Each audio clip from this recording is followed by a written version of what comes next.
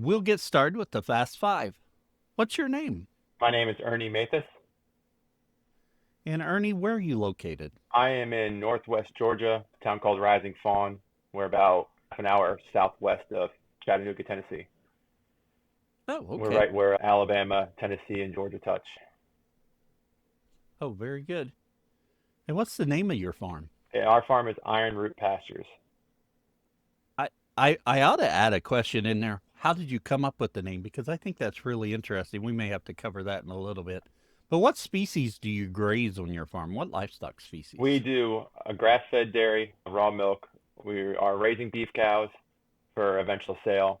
We do pasture-raised broilers, pasture-raised turkeys, pastured layers, and then hopefully here soon we'll be doing rabbits. And we always try to find another reason to add another species. Yeah, it's like, oh, I went to bed and I wasn't completely tired and I'd love to be worn out, so let's add another species in there. Yeah, I'm exhausted, but it's addicting to see how many animals you can put on here. And if somebody's buying it, it only makes another reason to sell it. Yeah, no, I get that. And what year did you start grazing animals? We started in 2023. Oh, very Yeah, good. so we're So about, just a couple years in. yeah, Yeah. yeah, we bought the farm in 2023. Welcome to the Grazing Grass Podcast, the podcast dedicated to sharing the stories of grass-based livestock producers and exploring regenerative practices that improve the land, animals, and our lives. I'm your host, Gal Hardage, and each week we'll dive into the journeys, challenges, and successes of producers like you, learning from their experiences and inspiring each other to grow and graze better. Whether you're a seasoned grazer or just getting started, this is the place for you. Ranchers, farmers, and landowners, if you're looking to optimize your grazing operation and boost your bottom line, Noble Research Institute can help. The Noble approach to education pairs their own in-field research with the expertise of ranch managers and advisors to find practical solutions to your unique challenges. In July, Noble's in-person courses will head into new areas. Join them in McKenzie, North Dakota, July 15th through the 16th for Noble Land Essentials. In Pendleton, Oregon, July 30th through 31st for Noble Profitability Essentials. The expansion doesn't stop there. Later this year, they'll be in Winter Garden, Florida with the Business of Grazing. And right now, each of these 2-day courses is $50 off the regular price. The pricing is available for a limited time, so take advantage of the savings and visit noble.org to learn more about the courses and enroll today. For 10 seconds about the farm, I have a confession to make. In fact, I talked to Lee from episode 94, I believe, last week, and I was telling him about my dilemma. Said I have to tell you, my listeners, about it. For the last few weeks, I've talked about my Energizer, that I don't know what's going on. I was getting voltage out of the ground side and the fence side. I added a few ground rods because I felt like I was a little light on it. And then due to my fence not pushing enough power, I had my dad's cows getting out. My cows still respect it. They've been trained really well, but my dad's cows just would not stay in. That caused me to move the cows and actually get them in a situation where I didn't have to use the electric fence and use some of our permanent paddocks. So I go up there just the other day. I'm like, I'm going to figure this out. And I go to the Energizer and I trade out Energizers and I have the same thing happening. And I test it and I'm losing lots of amps one way. And I know I've got a poly wire off that. I thought, well, I'll go down there. But the other thing is there's a pond there and it goes across the pond. And I've checked when I've been up there before to make sure it's not going in the water. And to be honest, it's hard to see. It's on the far side of the pond. But whenever I'm up there, I felt like it's not in the water. It's fine. Well, the cows I had a post on top of that pond dam that had knocked down. It couldn't handle the force on it. And it was laying over, so I walked over to get that, and that got me on the side that I needed to look, where I could look at the wire closer. And it was underwater. My wire was underwater. So when I got that fixed, I'm running 10K on my fence.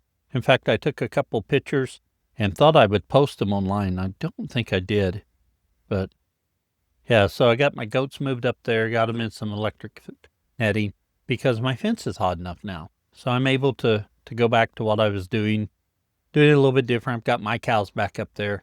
I've got Dad's cows going through his place, and I moved some sheep and goats up on that place as well. Anyway, the moral of the story is to check your fence all the way through, even if it's always never been a problem.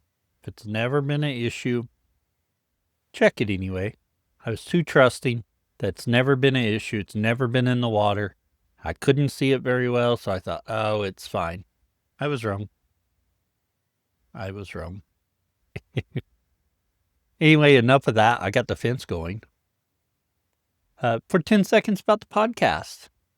If you are in the business of producing genetics that thrive on grass, you're selling to other producers, the grass-based genetics are where you need to be. Go to grassbasedgenetics.com and sign up for your breeder listing. And if you're in the market for some genetics that thrive on grass, go to Grass-Based Genetics and contact those breeders listed there because they're producing the type of genetics you need in your herd. Not very many is listed there, but there will be. So just keep watching it. Grazing Grass Resources, we launched that, and I've told you to go to grazinggrassresources.com. Please stop. I say that because I can't figure out how to fix that so it's working. So if you go to grazinggrass.com and click on resources, it'll take you there. If you go to grazinggrassresources.com, it's broke right now. And I'm trying to figure it out. I think I have all the settings correct. Doesn't seem to be wanting to work correctly. Anyway, talked way too long today. Let's get back to Ernie. Let's jump back to the beginning. Growing up, did you think you'd have a farm? Was that something you wanted to do? Absolutely not. No. I was very much, growing up in New Jersey, I was very much like a city kid living in the suburbs. There was farms around me, but it's not something I wanted to do at all. It wasn't, it wasn't until I got older thinking about having kids and we were in metro Atlanta at that point, and we had a garden and we were outgrowing the garden on the tiny little quarter-acre backyard or eighth an acre, whatever we had. And then it was when we started worrying about our health that things started changing and we started getting interesting in it. So we did like a batch of meat chickens in the backyard because we can, if we want pasture raised chickens, I mean, you can go to Whole Foods or any of the grocery stores and get organic, but it's organic from a barn. It's hard to find them pasture raised. Oh, right. So as we got a little more strict in what we wanted to consume, it came down to growing it ourselves. So it wasn't fast for us to outgrow that tiny little backyard because we weren't allowed to have chickens in there because of the ordinance, but we hid them for the first batch, and then COVID happened, and it was time to sell that house and get away from all the crazy people in Atlanta. Oh, yes. Having kids just change your perspective on so much. Yeah. What you're doing and how you're doing it, and it really causes you to evaluate what you're doing. It sure does. So at the time, let's just talk about that first batch of chickens because I think there's a good story right there. No matter where you are, you can get started. Yeah. So what was your thought pattern there? How did you find out the information you needed, and how did you progress? We were basically at that point in time, we had it in our head that we were going to get a homestead. Yeah. It's what we wanted to do. We were tired of the food we were getting, and we wanted to be more self-reliant. And we didn't even have kids at this point. We just knew we were getting there.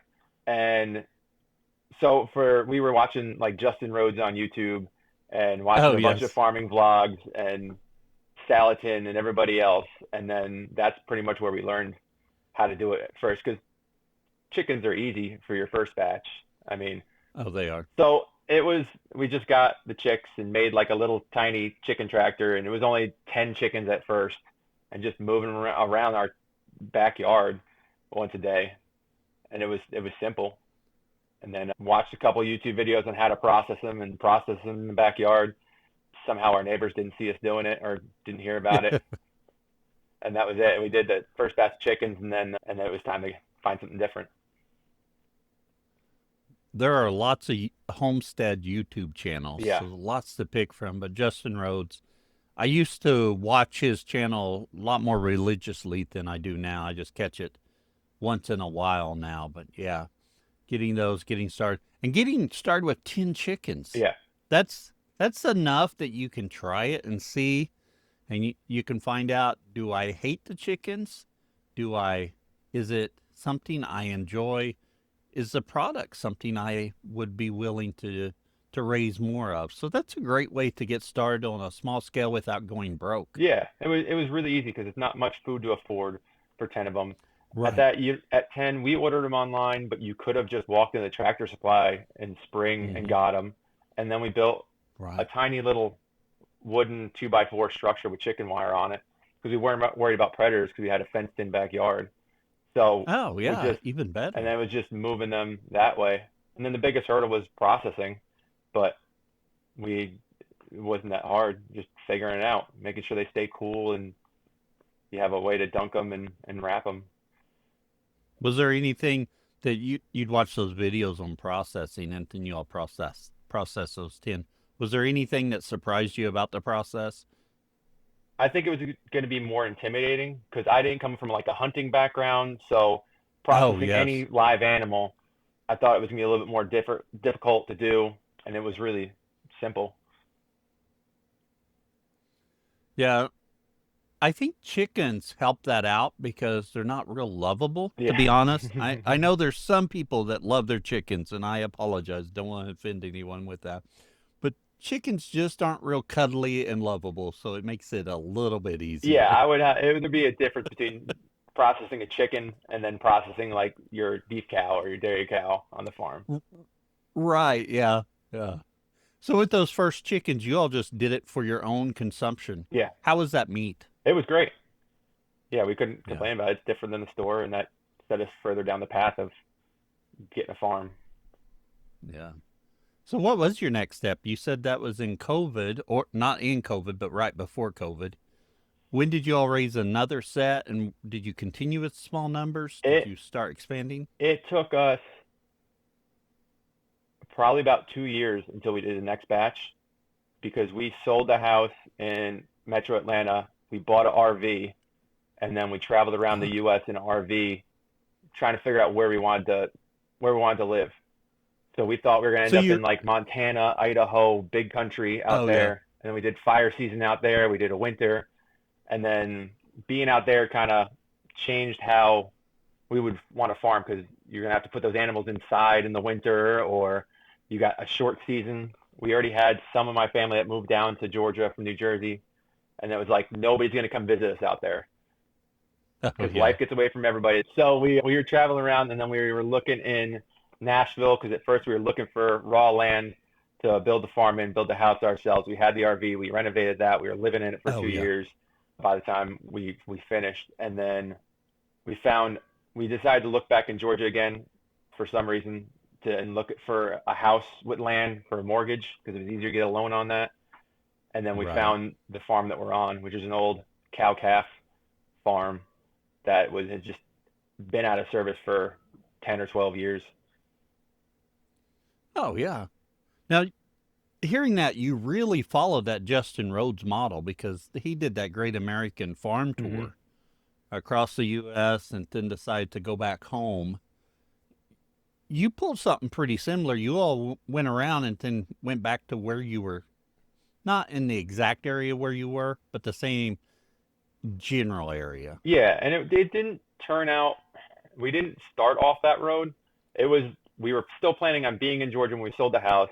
We just bought the RV, renovated it so we could live in it, And then it was going to be like a short vacation, go look for something while we're looking on Zillow and trying to find land. And as we're traveling, like, well, maybe Idaho, this is beautiful. Oh yeah, Maybe here, yeah. or in Montana or somewhere else, and or Texas. And as we're traveling through, we ended up doing a lap around the U.S. like 2 times, Oh, and because we're that's seeing pretty friends in cool. like Bend, Oregon, and Texas, and just finding a reason to travel around. And then as we're traveling around, we're no, this really wouldn't work, and then just figuring it out.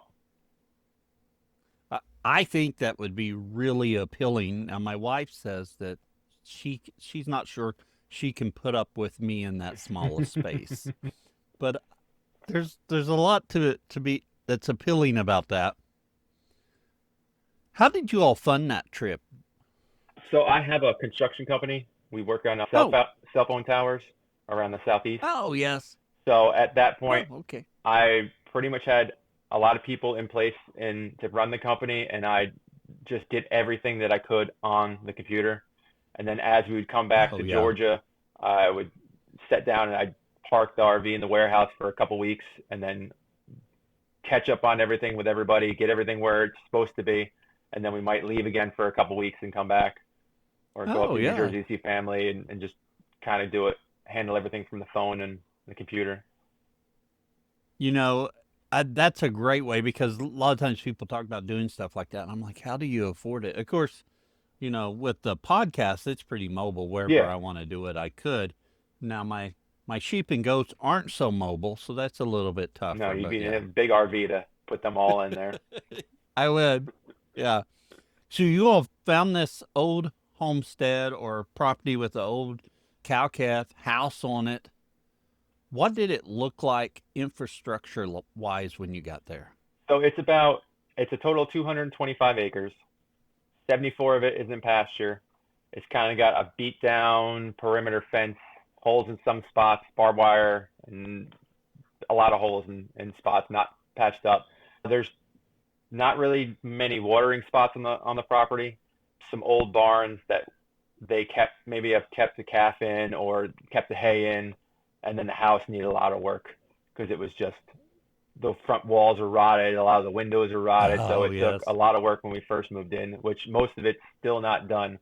I fixed the rotten spots and put a roof on it that's almost done, but then the farm started taking off and I had to divert all my attention to that and just get the farm going.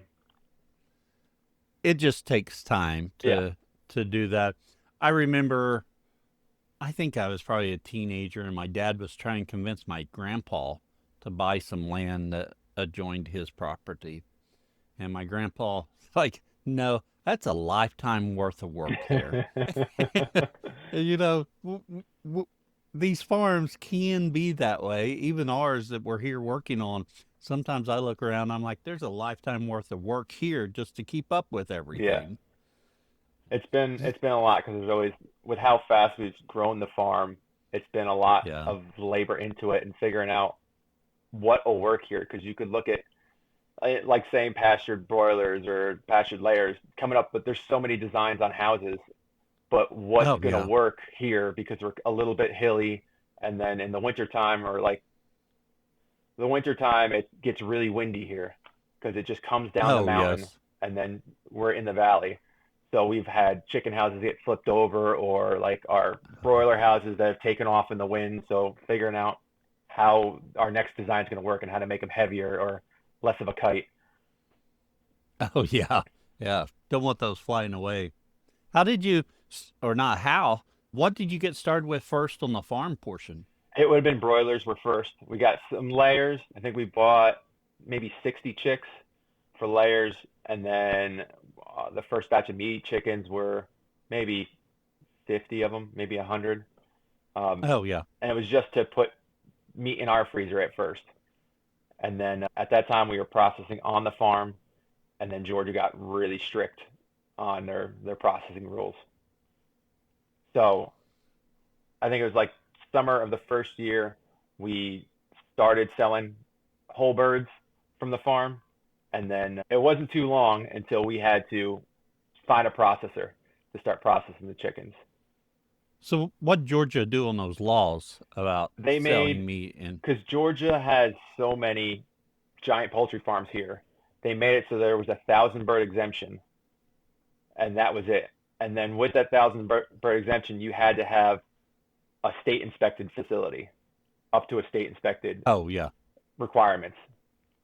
So it made it, they needed an indoor facility, an indoor kill room, just made it unattainable for the small farm Oh, yeah. until Yeah. this past year. They opened it up to the 20,000 bird exemption. Oh, yes. So when that came in place, were you able to find a processor close by? Yeah, we use a USDA processor in Tennessee. It's about a 3 hour drive for us to Oh, yeah. get the birds there. With the increase in number you can process per year with the new law, have you thought about coming back to the farm to do it? Or are you happy with the processor? Yeah, it's absolutely what we're going to do. It's just Oh, yeah. building the building and funding it all. So hopefully for next year, Yeah. we'll have something basic set up that we can start doing on the farm because we spend so much money on the USDA processing. Oh, yeah. Yeah. I know I raised one batch here. I was going to see how we liked them, see about selling them, but I wanted to take them somewhere and get them processed Yeah. just so I could see how this would scale and stuff. And by the time I got that cost figured into my price of my birds, I was just like, for my area, I was a little embarrassed to ask that much money for it. Yeah. Now, I think the market's there, but it wasn't right where I'm setting. I'd Yeah. have to go into a farmer's market or something. Yeah, it's So, intimidating for the pricing. I think the only thing, part of it is because we're in such a niche of the kind of poultry we're doing with the organic, corn-free, soy-free, that people are willing yes. to pay for it because they can't get that anywhere else. And we're just Oh, yeah. completely open to, people seeing how they're raised and then how much it costs us for everything. Because it's hard for people to believe that they cost that much per bird to just get it processed, or the pigs or Oh, yeah. anything else. Yeah, well, I think back to candy bars and pop bottles or pop and think it should be 50 cents, and it's not. Yeah. I still have sticker shock every time I go in a store and buy one. Yeah. I need to stop buying those. So with those first birds, how'd you find that market? Was it people, your friends, really interested in it, or how'd you develop that market? It was because we didn't know very many people when we first moved up here in this area, and we're about 2.5 hours from where we were in Metro Atlanta. So Oh, yes. we started with doing drops in Metro Atlanta where we used to live and where our friends Oh, live yeah. around there. And we're kind of patched in with like a bunch of chiropractors that are like the new wave of health, because a lot of people are going to chiropractors and they're more eat healthy, have a healthy lifestyle, lose the weight, get off the prescription pills. So it's helped us be involved with them. So we do drops at multiple chiropractors' office that are all part of this Max Living group. Oh, yes. And it's a bi-weekly drop. Well, you were asking me about how we started. Well, yeah, but that's still interesting because I think that's a pro tip you just dropped on everyone right there. You found where your ideal customer are going, Yeah. and then you're basically providing the chicken there now. Mm-hmm. Which, yeah, that's a really good thought pattern. Have you done any farmers markets, or has your model been along that line? We try to not do farmers markets because it just takes so much time. We do one every Friday about a half an hour away in Mentone, Alabama. And then once every quarter, we do one that's like 3 hours away in Buford, Georgia. Oh, yeah. Yeah. And that we do great at those markets, but it's hard to go to a market every day because the farm's too busy. I can't afford to have my wife, Janet, at the market all day, every day. Need her here Oh, helping. yeah. If she's not there working, who's going to get the job done? I know you've got other things to do. I got other things to do then. If she's there, I have to juggle the kids doing chores and everything else. Oh, yeah. Yeah. So your first customers, just continue on that path just a little bit. Your first customers, Metro Atlanta area. When did you start building a base closer to home? So with the first customers were to friends, people we knew, and we were also Oh, yeah. go into a chiropractor here in Trenton, Georgia, and just advertising with him and in his chiropractic office. There's other people that were looking for healthy food that weren't getting it in this area. Yeah. So we started with that, and it was a couple customers there, and then that's how we started getting involved in raw milk because they were looking for it, and we had one dairy cow, and then that spread, and everybody wanted it. So it worked that way, and then we've grown from there.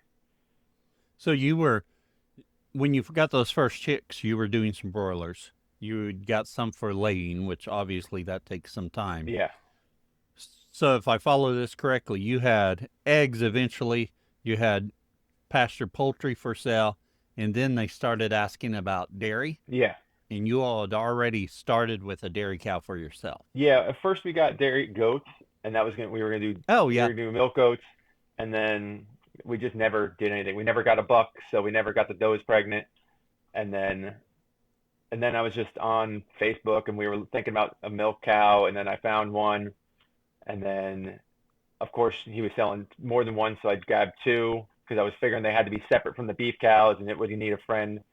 So Oh, yes. so we started with that, and then we had extra milk, so we were selling milk, and then it evolved from there, and now we have not 8 jerseys that we milk. Oh, yes. Yeah. So I'm just thinking, Ernie, because I know we're going to come back and talk more about your dairy and Yeah. how that's done a little bit later. So I'm not going to ask any more questions on the dairy right now, but we'll be back to it in just a little Yeah. bit. Along that time, when did you add pork and why? So we added pork shortly after we started chickens, but they were basically piglets. They were a little bit Oh, older, yeah. but we bought a couple Mangalista piglets and a Berkshire, and then grew them for us to consume, and then also to start the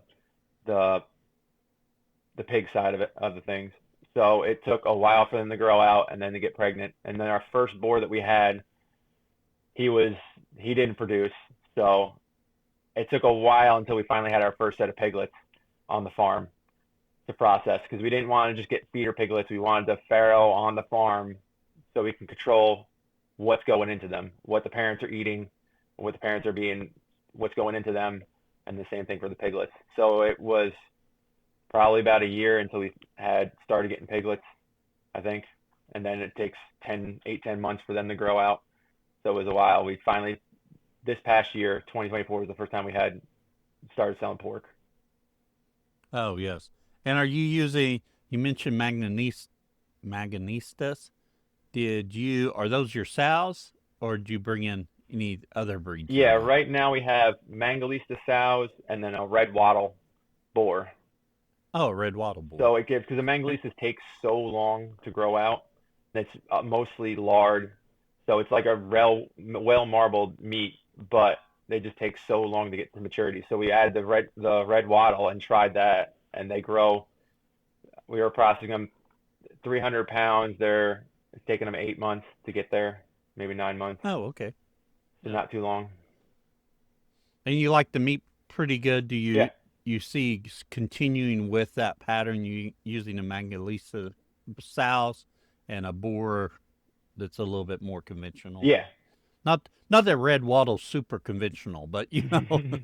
Yeah, because the meat's completely different than like we had one Berkshire here, then we crossed her with the red wattle, and comparing their meat together, it looks completely different. Oh, yes. Yeah.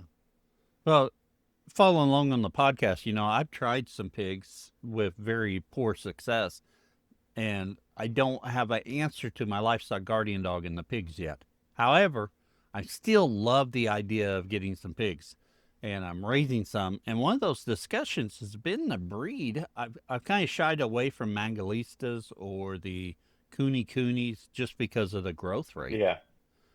But I know that meat's supposed to be really good. They've been easy.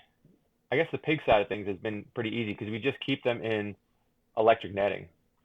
We don't have a dog with them, and probably because we keep the boar with them year round, that we'll separate them occasionally, but we haven't had issues with predators in the pigs. Oh, very good. Yeah. And then, now you mentioned something there in talking about it, was that diet that you're feeding your animals, and you'd mentioned it earlier with your chickens. you're feeding non-GMO, organic, no soy, no corn. When you talk about that, that's above and beyond what a lot of other people are doing. Do you find your customers are really focused on that and they really want that difference?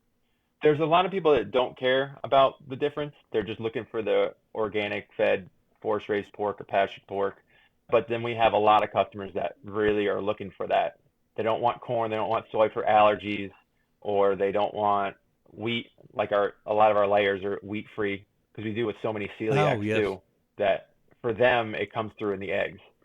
So Oh, by okay. going so strict, it's helped us with everybody. Because a lot of the Yeah. things we wanted no corn, because from what we've read and heard was that it changes the consistency of the fat in the pigs. So we started going down that route and then just trying to do healthier versions of it. And then so we started feeding them that, and then for our consumption, and then just talking to everybody, they also wanted that. It's been a big thing. Oh, yeah. And where are you able to source that feed? We go to Kentucky. Kentucky Organics is the only organic feed mill anywhere around. So Oh, it's yes. about a 3.5 hour trip, and I'll go up there every other week maybe to pick up feed. So hopefully, I think this might be our first batch where they bring the bulk truck and fill us up here because it's been with running so many broilers, it's been driving up there. They go through a ton of feed a week right now. Yes. Yeah. Well, and that really helps out if they're able to bring it down in bulk to you on a truck. Yeah. Yeah. I talked to my wife. We've talked about doing some pastured poultry again, raising some broilers. And that's one thing we've talked about. Do we want to go that higher step and do no soy, no corn? But then where do we find that feed? Yeah. And I haven't gotten far enough into it to research it because I'm not doing it yet. But it has crossed my mind to do that. It's been, I think part of it was that they offered a soy-free, corn-free feed already. So it was Oh, easy to yeah. do it. And then on some of the stuff we've modified to make it like wheat free, or the pigs, we feed them. A lot of their portion is barley, in there, barley and peas and maybe some millet. I can't think of off the top of my head everything that's in there, but they'll, as long as whatever we want, they'll mix whatever custom ration Oh, that yeah. we choose. As long as we're getting them in like 1 ton totes, and as long as we're getting them in bulk, then they're fine. Yeah. So when you were driving up there getting it, were you getting it in those big feed bags? Yeah, yeah. We Yeah. started when we first started. We found them because the organic food from Tractor Supply wasn't exactly what we were looking for, and we started with that. And then we found there was other farms around here that we found through the chiropractor, other homesteaders that were already getting it from Kentucky Oh, Organics, because they'll do yeah. like a bulk drop. So like they have a drop in Chattanooga, they have drops throughout Tennessee where they do like the beginning of the month, they'll have a drop at certain farms for everybody to come pick up Oh, their yes. bags, but it's bagged feed only. So once we moved Oh, yeah. to totes to 1 tons, then we had to drive up there and get them. Yeah. And those, I think you said they hold about a ton. Yeah, yeah. So it's a Yeah. big sack and it holds 1 ton of feed. That's all my tractor can pick up, or else I might go bigger because they do a 2 ton bag. But Oh, I didn't realize they made a 2 ton bag. We've used some of the 1 ton bags years ago. yeah, Along this journey, you've added beef cattle as well. How, what did you choose to go with on beef cattle, and how's that process going? we started with belted Galloway, and it was kind of something my wife decided she wanted to as a dual purpose. She wanted to milk them and have them as beef, but we never went down that route with milking. It wasn't something we were going to do on the farm. We didn't have the time for it.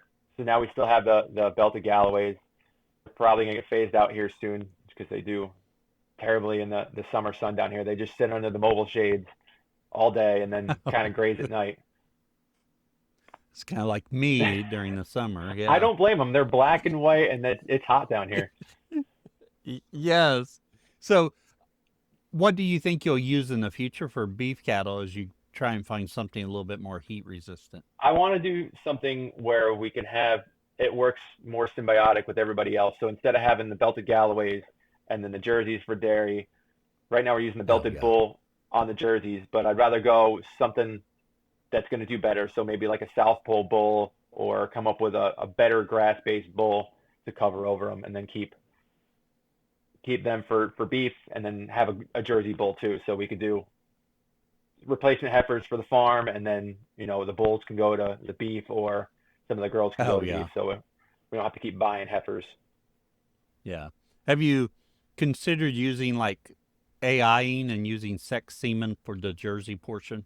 It's gone through my head. It's just another thing that I'd have to try to bring on and do myself.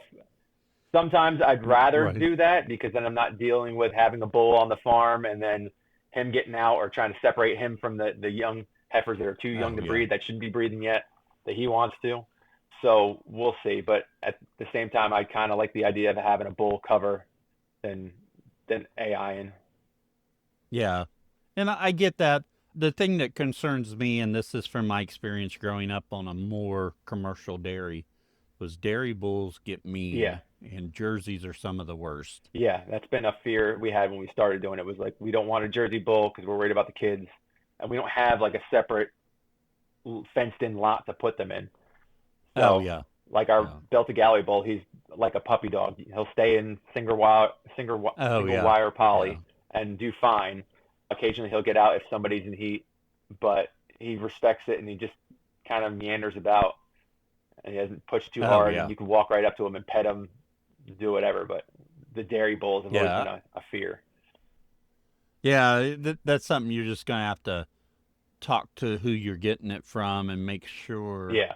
about that. Yeah, because that's my initial concern as well. With sex semen, you can get the benefit of having a few Jersey calves, have your best cows without the risk of a dairy bull. Yeah, and that may be something that But we could do, just another tool in the toolbox. So we have a beef bull that we can do live coverage for, and then some of the girls we could do an yeah, AI every once in a while, so that we don't grow the yeah, dairy too fast. yeah. And having sex semen really helps you out. I mean, that's a Yeah, marvel being able to do that, and 75% or 90% of your calves be or should be heifers. yeah, That's something I wish they had years ago when we dairied. yeah. I'm learning about it. It's crazy that you can pick it out now.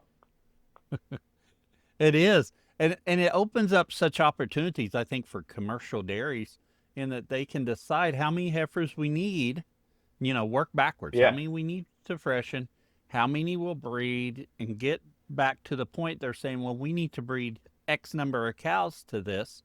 And then then we need to allow a few if we want a certain time period. hmm, And then the rest, we could do beef over dairy to get a higher sell price for those calves that don't work in the yeah, dairy. yeah, I love a black baldy that's half Holstein, half Angus. Black baldies that's Hereford Angus are pretty nice, but a baldy that's out of a dairy animal, they can flat milk. Now, they actually can get too much milk yeah, in there, but they make some really nice animals, those beef dairy crosses. yeah. So far, our belty jerseys they look cool, because some of them have belts, some of them have partial belts. They've all Oh come yeah. out black and white so far. Oh yeah. Yeah. So yeah, because your black gene is going to be dominant Hmm. and your belt gene is dominant in the coloration. Yeah, Now with the belt gene, depending on your bull, whether or not he's homozygous for it or heterozygous for it. But yeah, the belt's pretty, and the belt gene is interesting because it doesn't actually mean a full complete belt. It can be just a little bit of white up on its side. I've got a half belted Galloway, half South Pole cow, okay. and she's got a little bit of white going up on her side. So she's got the belted gene in there. She just doesn't have the modifiers to get it to the nice wide belt. And she had a heifer calf this year with that same belt Oh on yeah. her. It's pretty cute at this stage. It's been cool seeing what comes out with belts and or how they look. Oh yeah, yeah.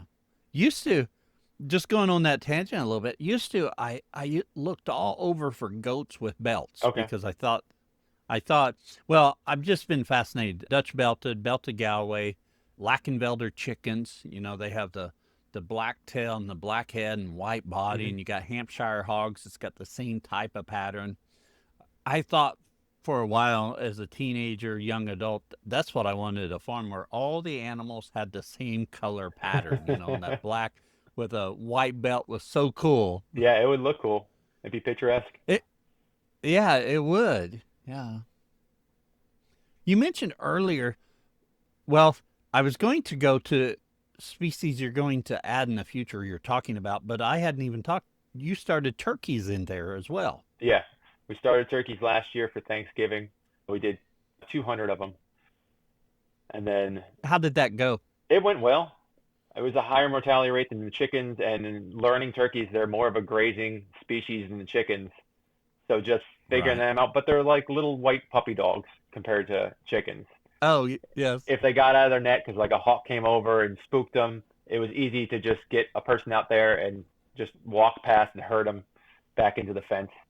They're really docile, and you just walk up to them and do whatever you need to. They're just like dogs. Oh, yes. Yeah.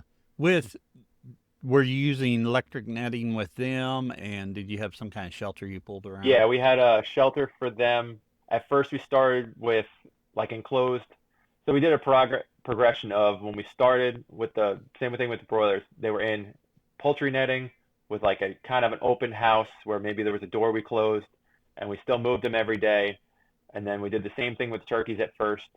We had them with a door that can they close them out at night, open them up in the morning, and then we'd still move that structure around. But they were getting hammered by just one hawk the whole time Oh, that they were in yes. that stage between chick or like when we first put them out to when they're a full size turkey. So then we put them in these. They were like a 24 by 12-foot wide, like a prairie schooner style, with a Oh, yes. billboard tarp on the side, chicken wire on the sides, and they were fully enclosed. But then they were a little too crowded, so they started attacking. The toms would start attacking the hens or pick on the weak ones. So then we took the chicken wire off, put them on. By that time, they were big enough, so we opened them up and then put them back in poultry netting, and they did fine that way. So this year, our first batch of turkeys comes out of the brooder this week or next week, and Yeah. we'll put them in the same open style, and then just put them in a different part of the farm. So hopefully, we can avoid the hawks. Oh, yeah. Yeah.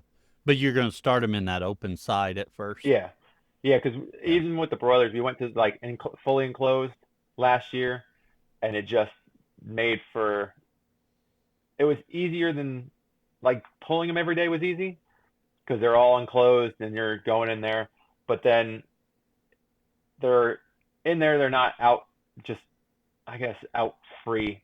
They're kind of Right. contained, and it was just messy getting in there after you pull it out, and then so we changed them now. Even the broilers or everybody's out in poultry netting, and our little hoop structure have gotten a little smaller in length, and then just open so they can get under there for the shade, food, and water, and then kind of do a little bit more grazing and chicken stuff or turkey stuff. Oh, yeah. Yeah. You mentioned adding rabbits to it. So obviously, you've already got a lot of irons in the fire and you're just glutton for punishment.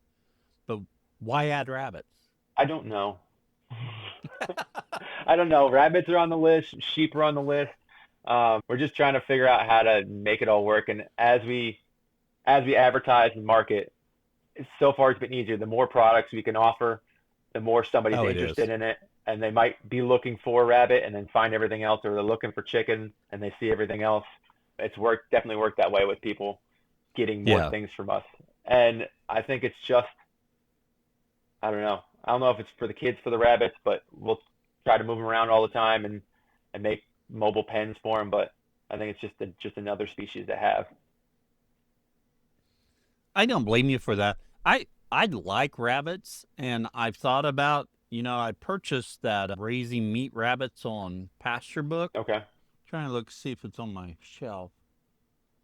And with their management philosophy that's put forth in the book, you're keeping your does in cages, and then you're only raising the offspring once they're weaned on grass that you're moving around.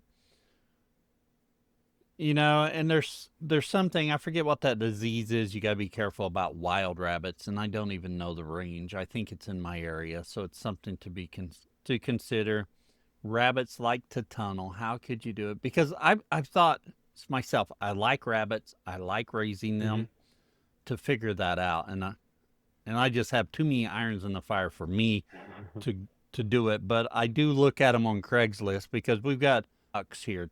Texas A&M University at Kingsville, Okay. I think's where it is, and they've bred a heat-tolerant New Zealand variety. They also have a composite, but the New Zealand type is white and looks like New Zealand. The ears are bigger, which helps them handle the heat better, but they grow fast even in the heat. They'll continue to raise babies throughout the heat. In fact, I think there's a guy in Georgia that's got them. I'll have to look that up because I had a few of them. I was really happy with them, but I was doing them in cages, and I just love to do them on the ground. Yeah. And I know there's other problems, but if I think about grazing, why am I raising something in a cage? I should have it out grazing. Yeah, I think that's probably the how we started on the rabbit thing was my parents right now are doing them in cages, and they have 3 rabbits in cages, and they started with meat rabbits,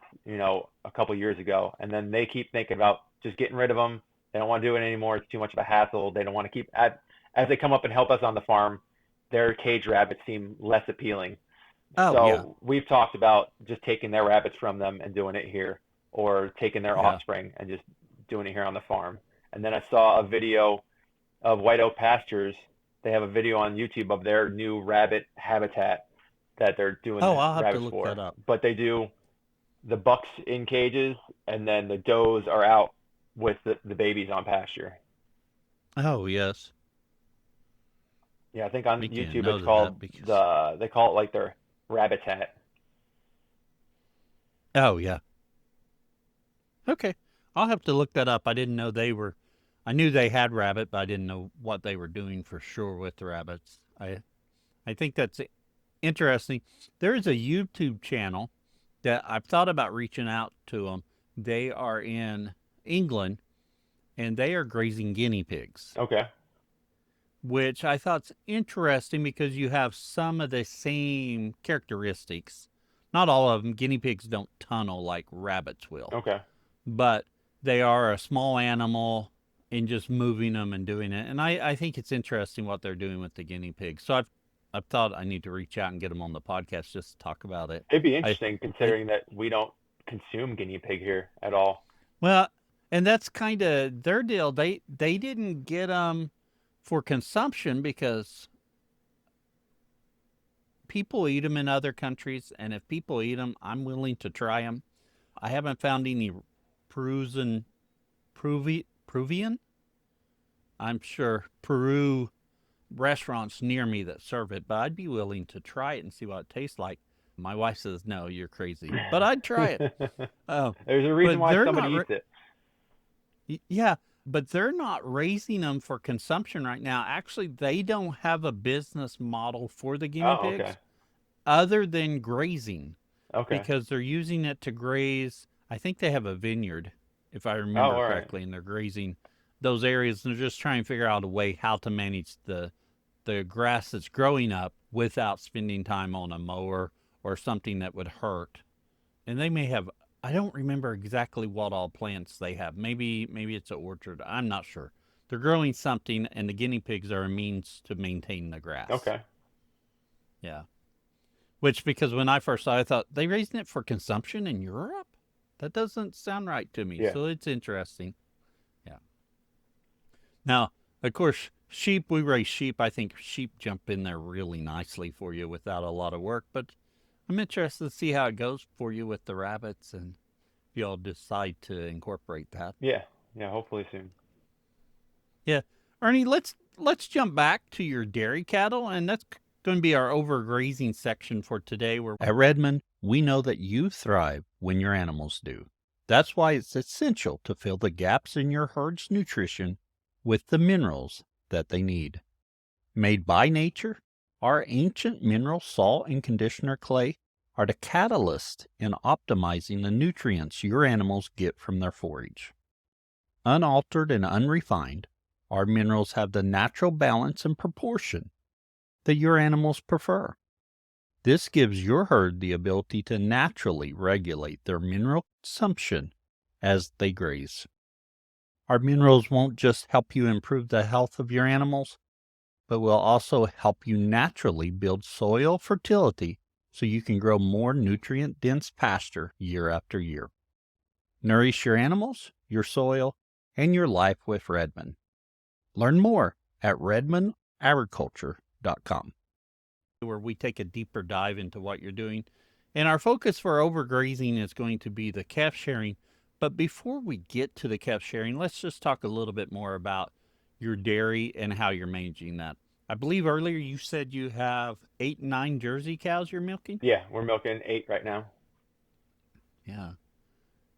And you kind of jumped in there, not whole hog, but you jumped in with a couple cows at first, right? Yeah, we had two jerseys at first that we got in milk, and then figure out milking them because we don't have a structure, so we milk out in the pasture.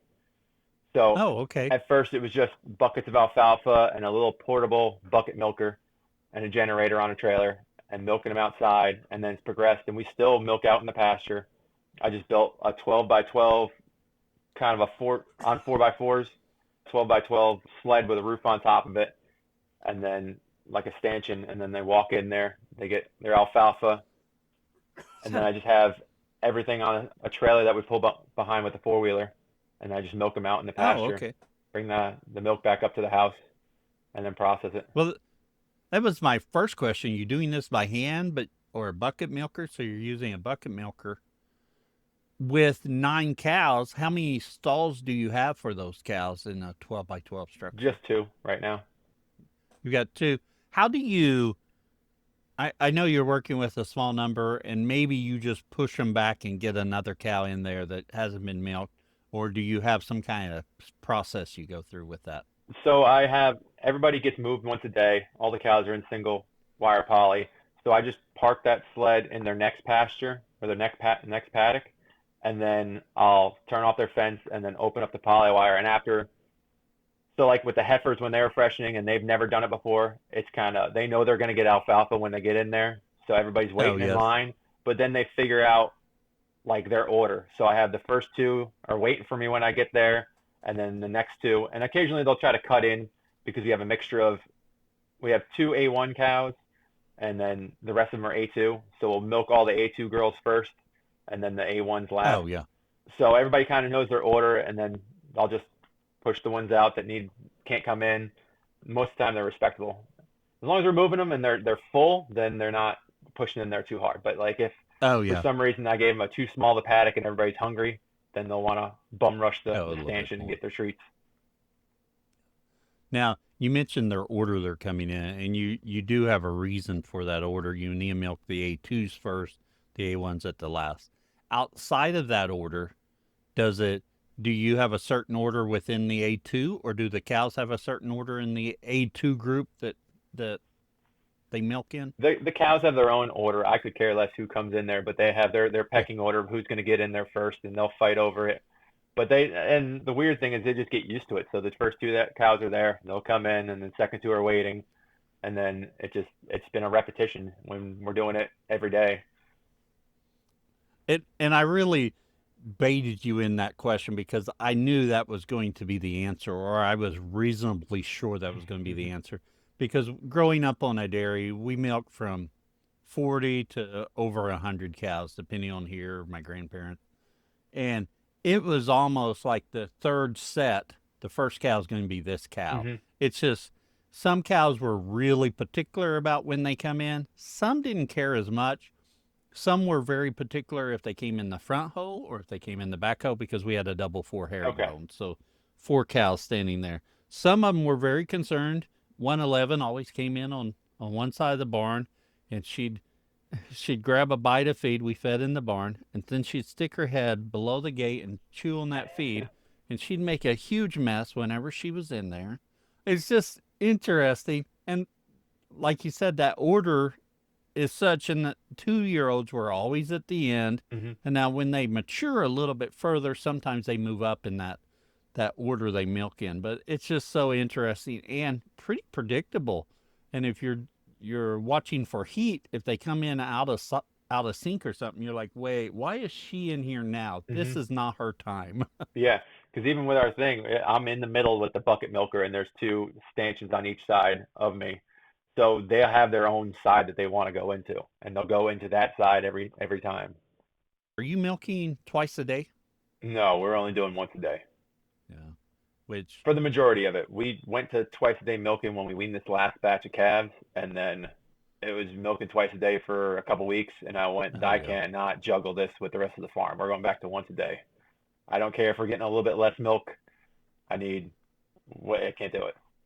I completely agree. I think this once a day milking um, could be a game changer for people considering your labor. And you're going to get a little bit less milk, but man, doing that twice a day takes a lot of work. I always think back to my grandpa grew up on a ranch, worked on a ranch, and they'd milk the cow night and morning. And he got this job on this ranch, and they were milking. So first Saturday night, he gets ready to go out there, and they're like, "What are you doing?" He said, "Well, I'm going out and milk the cow." And they're like, "Oh, she doesn't give milk on Saturday night."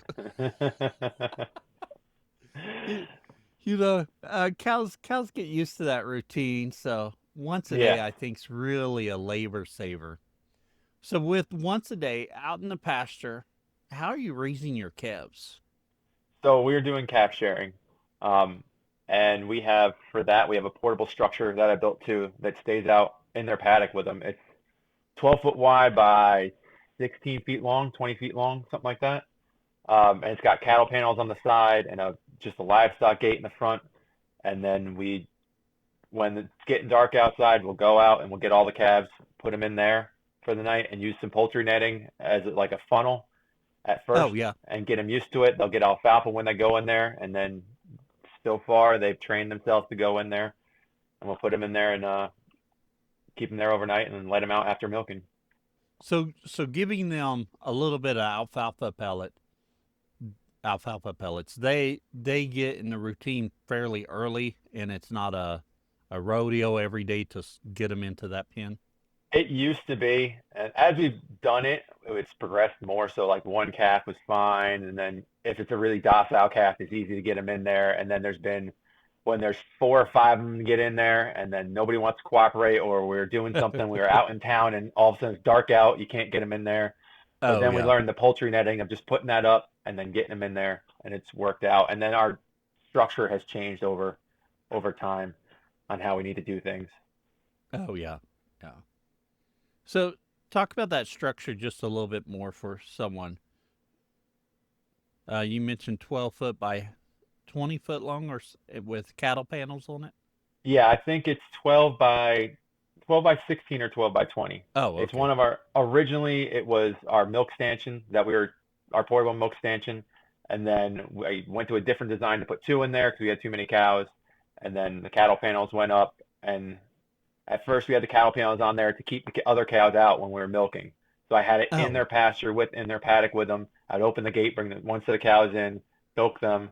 We just had two headlocks in there. Then as the calves were born, I would have the calves in there, and then I would let the calves out and bring the cows in because there was only two at a time, or like two milk cows that had calves, and then we needed something different. So now it's 12 by 16, and it's just 2 by 6, three 2 by 6s stacked on top of each other, and then just uh, a square frame on top with some metal roofing on top to keep oh, the calves dry. And in the winter, yep. we'll put up some metal panels, metal roofing on the sides to keep the wind out and keep the calves warm.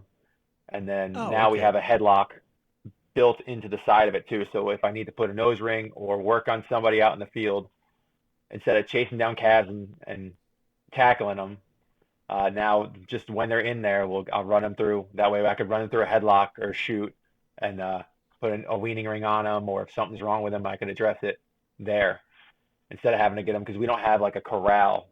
I Oh, have yeah. one on the other side of the property, but it's impossible to get cows down there because because we don't have like a roadway to get down there or any infrastructure for fencing. So that way, even if it's one of the moms, I could either get them in the milk sled, or if it's the bull, I can get somebody herded into that calf sled and then get them in the headlock. Oh, yeah. Yeah. So your headlock in there will work for your mature animals as well.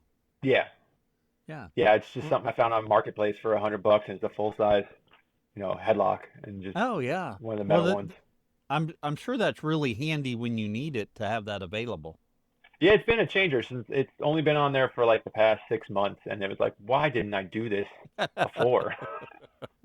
Yeah. Yeah. I know how that is. So, Because we still had like one of the wooden headlocks from when we were milking the cows in there, but there's no way the way it was set up, there's no way I'm going to get a calf in there and try to oh, yeah. get them locked in to get a nose ring on. But if I put an actual metal headlock on there, I could just close the gate and then just herd everybody through, and then let the ones go through, and somebody just closes it on that calf, and then we could do whatever we need to do. Oh, yeah. With your calves, how long are you keeping them on the cow? We've been doing about 6 months, so we're giving them a little bit longer. Um, Yeah. and as we're trying to go forward, being better on grass, it only makes sense to keep them with mom to learn what to graze on and what they can eat, what they can't eat, rather than putting everybody on a bottle and then expecting them to go out and graze correctly, and then giving them a better chance. If they're on mom for longer, they're it's my expectation that they're going to do better than if we weaned them super early. So it's worked out. Some of our calves went to 8, 9 months because mom was like a low producer, so we really didn't milk her, Oh, or yeah. we wouldn't get that much, so the calves stay on, or they learned how to get around their weaning ring, so there was just no other option. So we just let them have mom, and they still did the calf sharing for longer. Oh, yeah. Yeah. And those calves will do better having access to mom than if Hmm. you were. And if you raise them on bottle, I've raised lots of calves on a bottle, but that's another job. Yeah, it's another job. We don't have Yep. anywhere to keep them and do that whole thing. Yeah. With your calves, you mentioned putting a weaning flap on them. Is that working fairly well for you? It has, until it falls out in the pasture and they get another taste of mom's milk. Oh, And there's some of yes. them that are just smart and they figure out how to go sideways and get it. Oh, yeah. So, and for them, we like right now we have before we had the beef cows and the dairy cows all together for breeding and everything else. Now we're back to two different herds. So we have the lactating cows, or the lactating jerseys separate, and then the dry cows with the beef cows um, behind them. And that's worked for problematic calves. We can kind of separate them into the other herd. They fit right in because it's their friends they've been in with before, and Oh, they're yeah. not missing mom now. So now we finally have all the calves weaned for this season.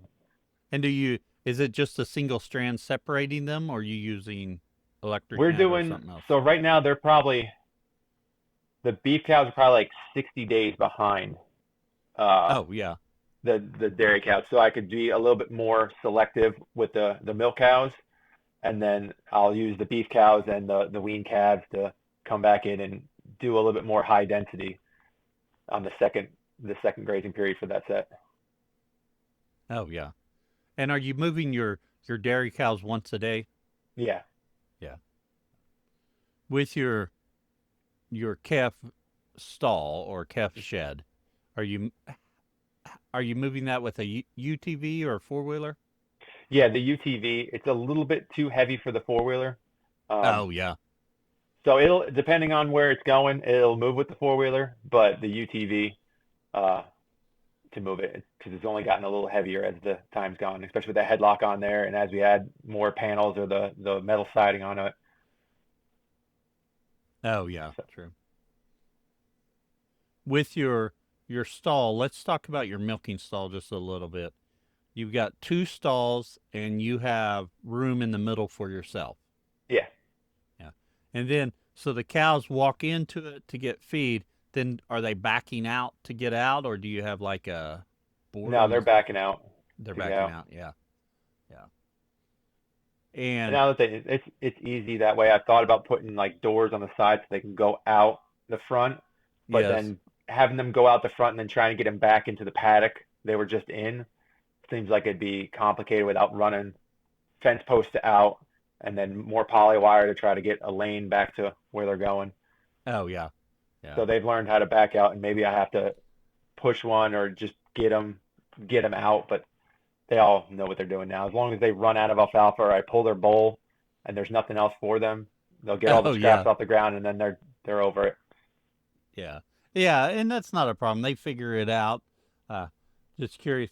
So, do you strive to give your cows a certain amount of alfalfa pellets each feeding, or do you give them enough while they're milking, and when they're done milking, you pull it?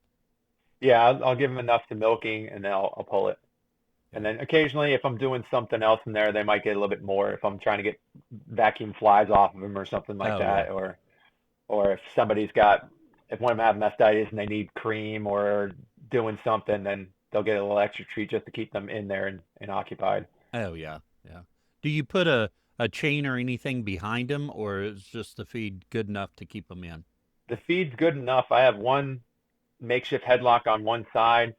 If there's if they're having a problem or like they're just not over it or heat and nobody wants to cooperate, I'll get them in there if Yeah. I have to lock them. But as long as there's alfalfa in there, they pretty much will stay there, Pretty and good. they don't want to unless like one of the kids spook them or something like that. But they'll back out momentarily and then come right back in. Oh, yeah. Yeah. With uh your shed, does it only have a roof for your milking shed? Yeah, it only has a roof right now. I've thought about doing sides on it in the wintertime, but at the same time, it gets so windy here. I'm just worried about it flipping. There's been a couple times where I've had to use the tractor forks to hold the milk sled down on some of the windy winter days. Oh, yes. Yeah. My my thoughts or my worry as I think about it, obviously winter with the wind's not going to be any fun, but when it's raining, how is it when it's raining, or is that tend to not be that big of issue? It does, unless it's like a really bad storm and it's raining sideways coming in, it's not hasn't been that big of an issue. Oh, yeah. And then I can park them. I could maneuver it to face a certain way, whether the wind's coming at us or Oh, the yeah. rain's coming at us or behind them. And then there's enough of an overhang where it's not really coming down Oh, on them. okay. Yeah. And that makes sense. Um, I look at those New Zealand style barns where they have a herringbone and it's all open and just a shed. Highly jealous of that compared to what we milked in. Of course, our weather I don't think would be all that much fun to milk out in the open, but No, it wouldn't. And that we did it for the first winter. We did it out in the open, and then maybe I would take a little 10 by 10 pop-up shade out there for oh yeah. the really rainy or really cold days. And I was like, we need to do something else. And the sled works because it cuts down on the cleaning time. Like I'll milk Oh yeah. everybody, and then the next when I go to move them in the afternoon, I'll pull their sled forward, and then they're in a new fresh piece of grass, away from manure, away from the alfalfa, everything. Oh yeah. Yeah. So and then it's just With maintaining like the height of the grass, if trampling it all or knocking down with like the Tupperware that I carry the hoses out with, and just getting everything bent over to where it's not all over them fighting with a milk claw. oh yeah. Yeah. With your milk, you milk your cows, you've got it in the stainless steel bucket. I'm Yep. assuming stainless steel bucket. What's your process after that? So then we get done, and then if we're milking all eight and we have a whole bunch of milk, my wife or Dana, one of our employees, will come down and they'll pick up the milk that's done and bring it up to the house. And then we just filter it all right away, bottle it, and put it on an ice bath Oh, to okay. get it chilled. Because we're just getting to the point of needing a chill tank. It's only been this past year that we've been milking eight. And you're bottling it in like gallon jars and putting We it in do that ice half bath? gallon mason jars Oh, okay. because that's another thing with us being, the organic inside, that we have a lot of people that want it in glass jars and out of plastic. Yeah. So What's the regulations there in Georgia for you to sell raw milk? we're doing it as pet milk. Oh, yeah, as pet milk. Yeah, herd shares aren't legal here. They legalized raw, but made it's got to be a full enclosed milk parlor um, and room, and then they set the restrictions really low to kind of deter everybody from going that route. Oh, But yeah. so we're just under the pet milk. Oh, Well, okay. Yeah. Are you able to advertise it, or do you even need to? Is there enough of word of mouth that people just know? we'll advertise it on social media when we have a lot of milk, but there's such a demand for it that we don't really need to advertise because everybody's calling for it, or they'll see the pictures on the website and try to order it. Oh, yeah. Pictures make a big difference. In Oklahoma, you can't advertise raw cow milk for sale, Okay. but there seems to be a good demand here for it. Yeah, there's Yeah. a big boom behind raw milk right Yeah. now. Which the crazy thing for me, you can advertise raw goat milk for sale, but not raw cow milk. Oh wow, that doesn't make any sense. At least that's the way I understand it. Someone may say, "No, you're understanding that wrong," but Probably that's because my cow milk is understanding. more popular than goat milk. They figure they don't have to worry about those couple people that want the goat milk. Right, right. Have you had anyone ask about other species like goat milk versus sheep milk or anything? Yeah, there's been a bunch of people that have called to ask about goat milk or Oh, sheep yeah. milk. Uh, we that's how we started was we were gonna do goat milk, but I don't know. There's just something manlier for me getting out there and milking a cow versus milking a bunch of goats or sheep. Yeah, yeah. Well, I all of it appeals to me. Of course, all this homesteading, grazing appeals to me. So if I had time, I'd do everything. So I have Yeah. to really watch myself. But um, yeah, with the cows, it's just the way we've been exposed to as society Hmm. here in America. It's cow's milk. Um, my grandma used to always buy goat's milk because it was healthier, and I've had goat's milk, and sometimes the flavor's just a little bit different with goat's milk. Sheep's milk is really interesting. And in fact, probably 15 years ago, I purchased some East Frisian. Boy, I can't even talk. I purchased some East Frisian ewes with the plans of doing some sheep milk and milking them, but I was busy and never got them milked. They just raised their lambs every year for me. Yeah. Yeah. So, There's a sheep dairy maybe about a half an hour from us, and they do sheep cheese. I yes. haven't been there to visit them yet, but it's something that if I had more time and more stuff, it would make sense. Or if we were just doing just a dairy, it would make more sense to have all just a different dairy species because they're all doing the same thing. Oh, yeah. Yeah. But I can't. I don't know if I can deal with meat sheep or hair sheep, uh, but I don't know if I want to go the dairy route. Just like goats, Yeah. we had a couple goats and they drive me crazy trying to deal with them. Yeah. I don't imagine you want to. If you got the market for the cow's milk, that's the way to go. Um, the hair sheep, no, not the hair sheep, but the sheep's milk was really appealing to me because I could freeze the milk and then make cheese when I had time, or at Yeah. least that was the plan. Hmm. Not that I ever finished that plan, but yeah. Is there anything else about your farm? We ran through most of your species and didn't get into a lot of detail, partly because you have a lot of species, a lot of things going on. Is there anything on your farm we didn't talk about? I know I have one more question about your farm I just thought of, but go ahead. We do mostly everything we do is direct to consumer. Oh, So very good. That was a question I had wrote down, but I didn't ask. we have a couple like health food stores that will supply um, for chicken, but almost everything is direct consumer.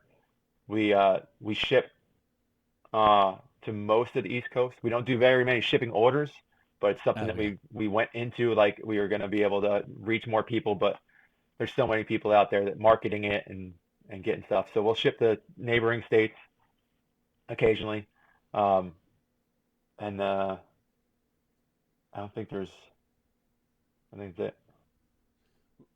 My other question I had in mind goes all the way back to the beginning. Okay. Iron root pastures. Where'd the name come from? It took us a while to come up with it. Basically, pastures because we were grazing everything and we didn't want to be a farm. Um, Oh yeah. and then because everybody's got farm after the name or something. And then it Yes. was just something where we could put solid roots down, and iron seemed like a good thing to Oh use with yeah. roots to put a solid foundation down. Oh yeah. Yeah. It makes sense.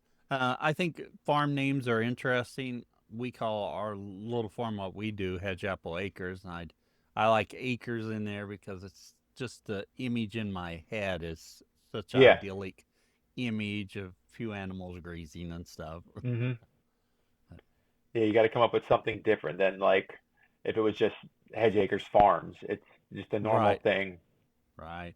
I actually, as I think back now, not right now, but I've thought about it that I kind of wish I'd gone with Hedge Apple Pastures, but it still works out. Yeah.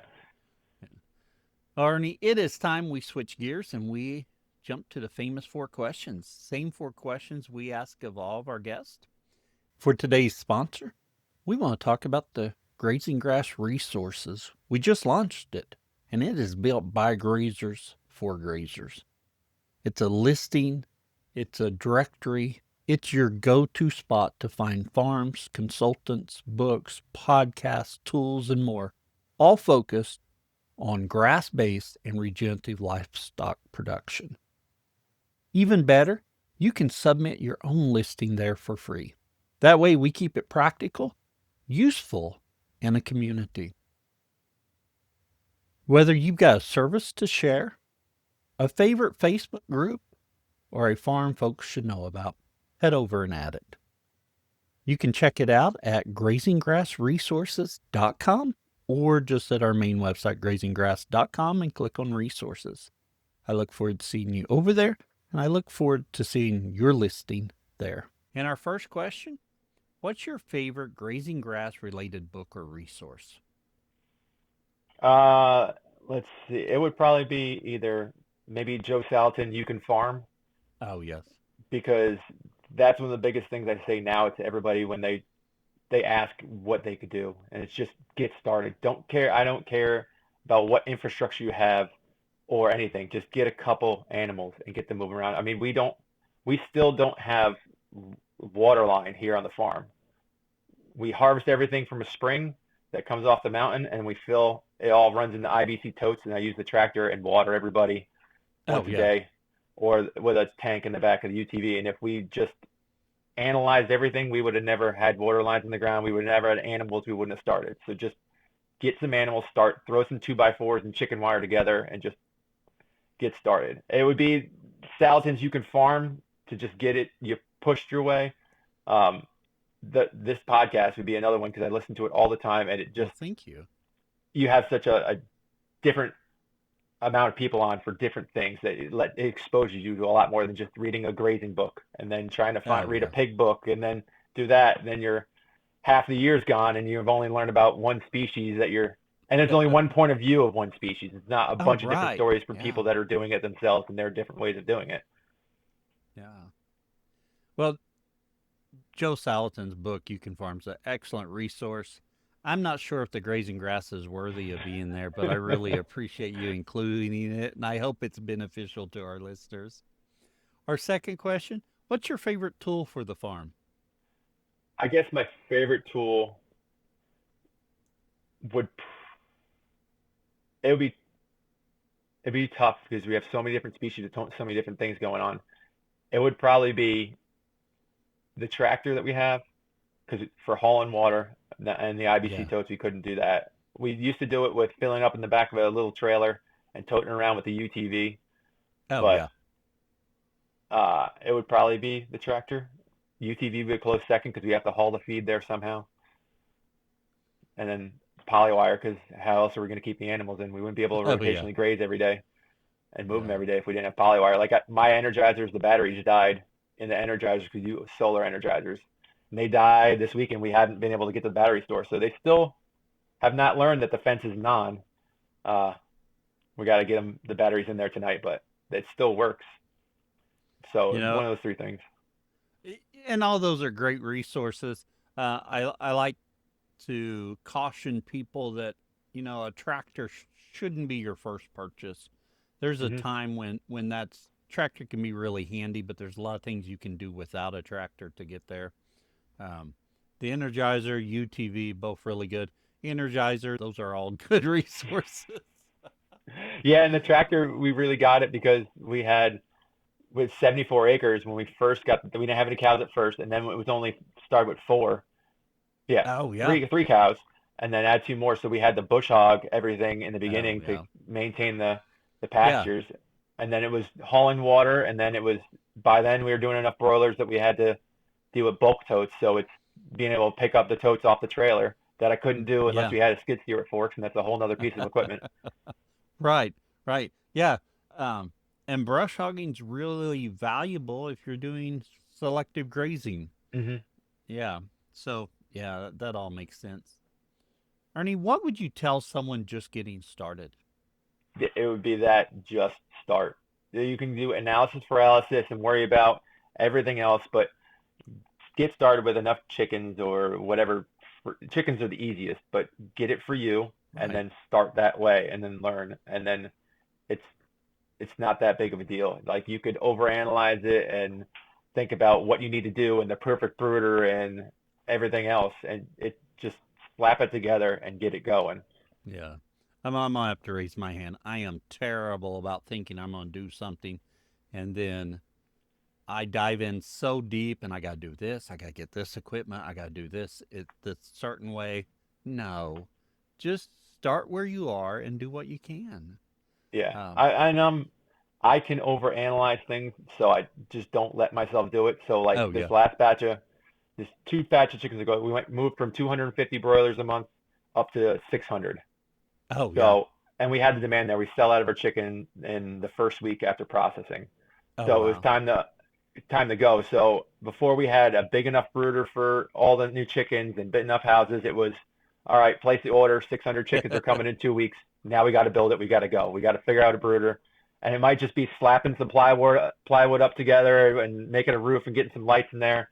And it's just forcing myself to build the stuff and get off my butt and move. I do something very likewise. You know, if the easy step is to order it and it's coming in the future, order it and then you're forced to do it. So I Yeah. love that strategy to kind of force yourself out of that analysis paralysis. Hmm. Yeah. Our fourth question, where can others find out more about you? You can find out more about us on it's at Iron Root Pastures on Instagram, Facebook. Um, that's the farm one. We don't have a TikTok. We keep talking about starting a YouTube, but I cannot find the time to edit videos unless I'm hiring somebody to edit it for me. We have so much going on. I feel like we should just start like a farm vlog and keep everybody on because we're always building something and always expanding.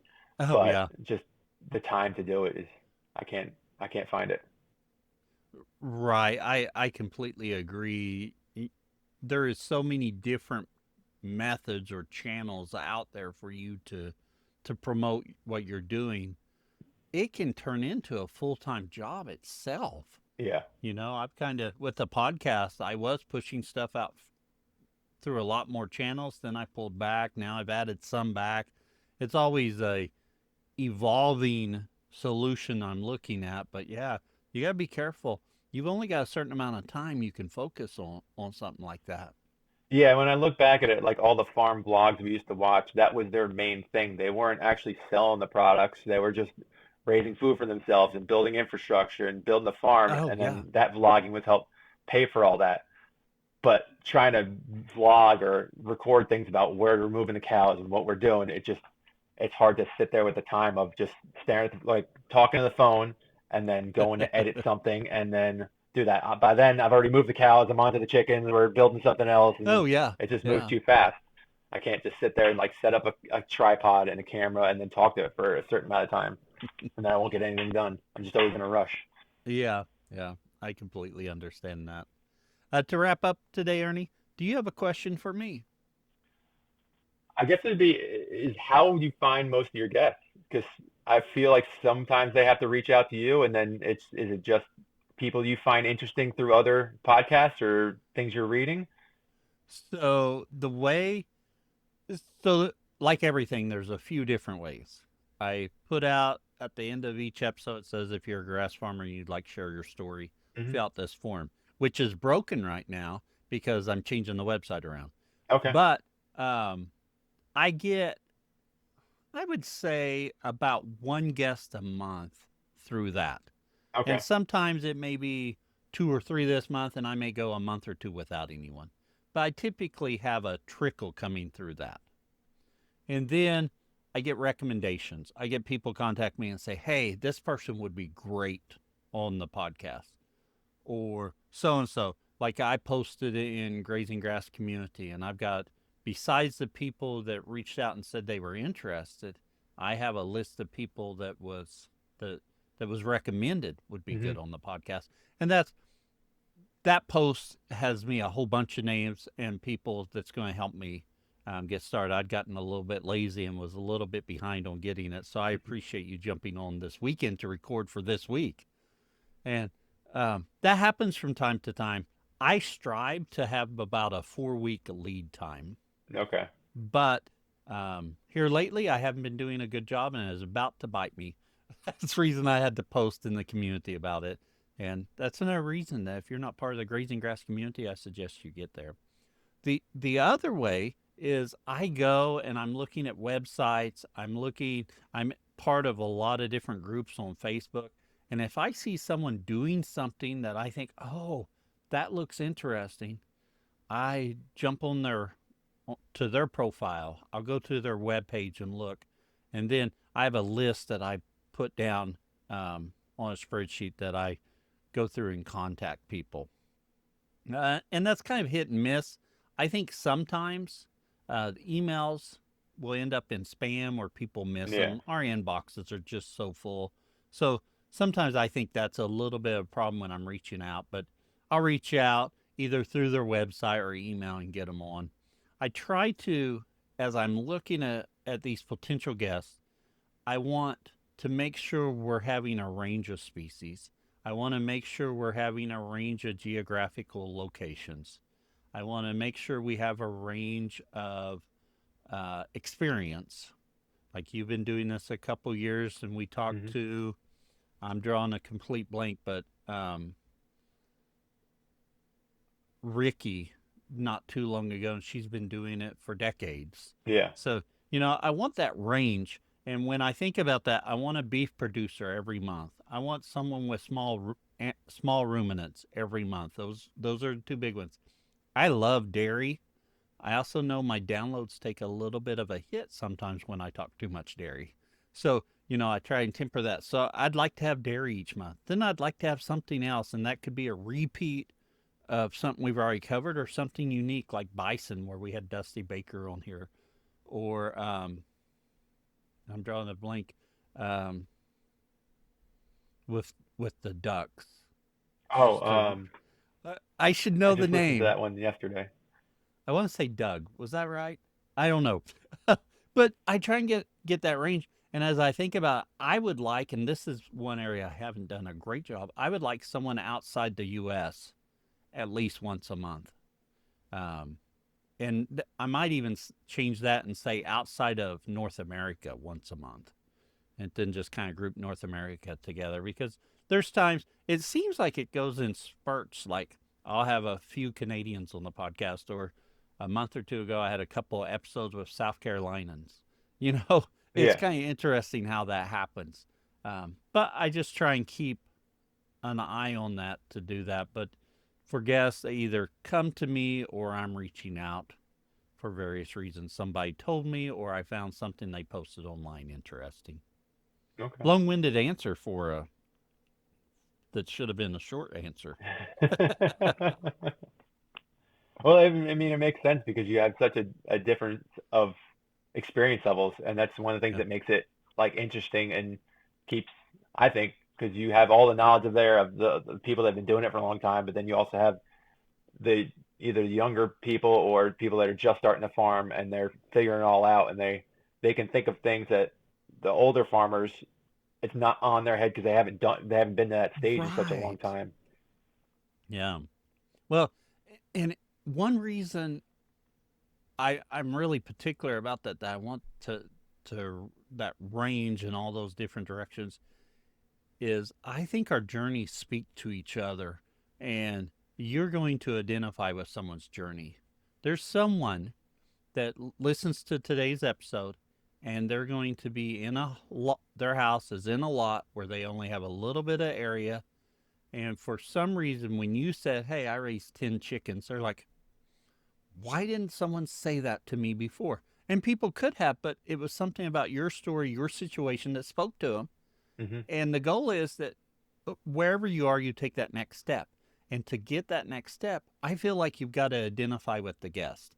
I listened to Dusty Baker's story with the bison, and I love his story, but it doesn't speak to me greatly because it's bison and I'm not going to do bison. So there's some things. Now, there's some great things you can take from it. And I think with every episode, there's things you can take from it. But to really, if you're in that analysis paralysis and you need to take that next step, sometimes you've got to hear just a certain thing that causes you to say, wait, they did it. I can do it. So that's what I'm thinking. Not to pick on Dusty because they're doing great things at Cross Timbers. He popped in my head first, but you know. Yeah, his stuff with the bison's interesting. Yeah, it is. Yeah, and his YouTube channel and stuff. But so that's where I'm working from. I don't know if it's right, but I hope it's beneficial. I think it's working out for you. Yeah. Well, Ernie, really appreciate, like I said a while ago, I appreciate you jumping on this weekend. So we have an episode this Wednesday. Enjoyed hearing about your story. I'm glad when I posted that you said, "Hey, I'd be interested." So thank you. Yeah, I'm glad you had the time. I filled out your the form for on the website, but one of the ones that didn't make it through because you're fixing it. Yeah, I know. It's kind of I've changed the whole website up and it's breaking a lot of stuff I'm going in there trying to fix. I'm trying to save money on the back end and going and getting it all under one house, which it's caused some problems. Like Grazing Grass Resources we've got set up. But the grazinggrassresources.com is not routing right, and I'm trying to figure out why it's not taking it right. You know, you move stuff, you break stuff. I noticed searching for some episodes, see who was on them, just refresh my memory. Some of the links on Google results are broken, so I'm like, I need to go in and put some redirects to make sure those work because I don't want someone searching for something, going to the website and say, "Oh, it's not here," and then just quitting because that's what I would do if I was searching. Yeah. You got to make it as easy on people as possible to get to the end result. Right. Well, I really appreciate you coming on and sharing today. Hey, thanks for having me, Cal. Last week we got the episode published, and then I remembered I didn't put my reflection piece at the end of last week's. It's a new segment we're trying. Let me know if you like it or not. I know I get tired of listening to myself talk. Actually, my wife would say I never get tired of listening to myself talk. But at a certain time, there's enough talking from me. On today's episode, Ernie came on to talk about his journey. It's a fairly short journey. Been doing it a couple years on their own farm. But I love how he, and this is what really jumped out at me, how he got started in his backyard when he didn't have any land. Now, granted, he was just growing for his own family's consumption, but it's also a proof of concept. Hey, I can do this. This is a product that I can sell. People are interested in it. It didn't matter where he was, he got started. 10 chickens. I think, for me, that's the big takeaway. Get started where you are. If that's a lot in town, maybe you can grow 10 chickens. Maybe you can do a few rabbits. Probably not a cow in town. But, wherever you are, there's ways to get started. And that's my big takeaway for today. And once more, I really appreciate Ernie jumping on kind of at the last minute so we get this episode out. Thank you, Ernie. Thank you for listening to this episode of the Grazing Grass Podcast, where we bring you stories and insights into grass-based livestock production. If you're new here, we've got something just for you. Our new listener resource guide is packed with everything you need to get started on your listening journey with the Grazing Grass Podcast. It gives you more information about the podcast, about myself, and next steps. You can grab your free copy at grazinggrass.com/guide. Don't miss out. And hey, do you have a grazing story to share? We're always looking for passionate producers to feature on the show. Whether you're just starting out or have years of experience, your story matters. Head over to grazinggrass.com/guest to learn more and apply to be a guest. We'd love to share your journey with our growing community of grazers. Until next time, keep on grazing grass.